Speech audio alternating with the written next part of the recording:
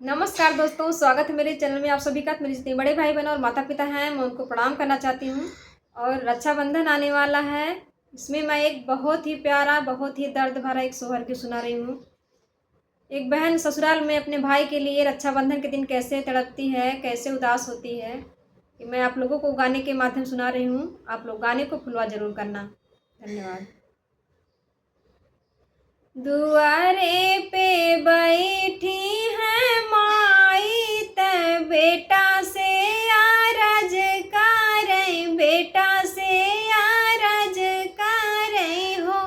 बेटा चली जाता बहिनी के घरवा, संदेशा लइके आवता, खबर लइके आवता ना हो। बेटा चली जाता बहिनी के घरवा, संदेशा लइके आवता, खबर लइके आवता ना हो। हथवा में लेहन सारंगिया त कन्हवा पे झोलिया, त कन्हवा पे झोलिया ना हो। भैया बनी जान जोगिया फकीर, बहिनी के घरवा चली दिहन हो। भैया बनी जान जोगिया फकीर, बहिनी के घरवा चली दिहन हो। झूमत गाँव भजनिया त बन बन भटकत, बन बन भटकन हो। भैया पहुँचन बहिनी के घरवा त अलख बिलख करे हो। भैया पहुँचन बहिनी के घरवा त अलख बिलख करे हो। घरा में से लेनी बहिनी भिखिया त दुआरा पे ठाड़ी भैनी, दुआरा पे ठाड़ी भैनी हो। बाबा ले लेता भिखिया हमार, घरा में चली जाइत, भीतर चली जाइत हो। बाबा ले लेता भिखिया हमार, घरा में चली जाइत, भीतर चली जाइत हो। मैली कुचली सड़िया पहिनी त टुकड़ा हजार लागल, टुकड़ा हजार लागल हो। बहिनी धूमिल लट छितरायल त मनवा उदास रहे हो। बहिनी धूमिल लट छितरायल त मनवा उदास रहे हो। माई के रहलू दुलारी त भैया के प्यारी, त भैया के प्यारी ना हो।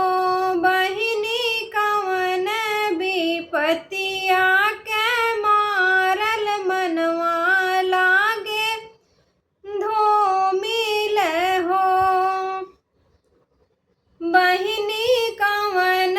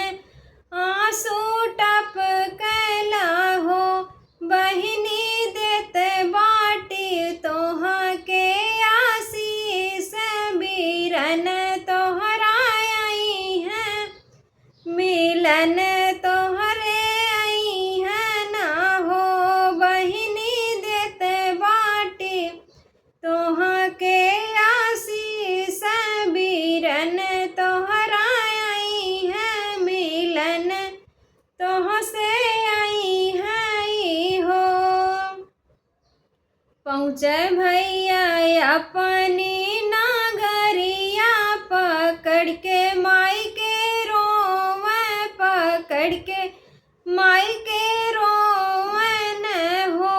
माई बहिनी के बहुत संकटवायनन, हम जाब मिलन, हम जाबई हो। माई बहिनी के बहुत संकटवायनन, हम जाब मिलन, हम जाबई हो। तो दोस्तों गाना मेरा कैसा लगा आप लोग कमेंट करके ज़रूर बताना। धन्यवाद।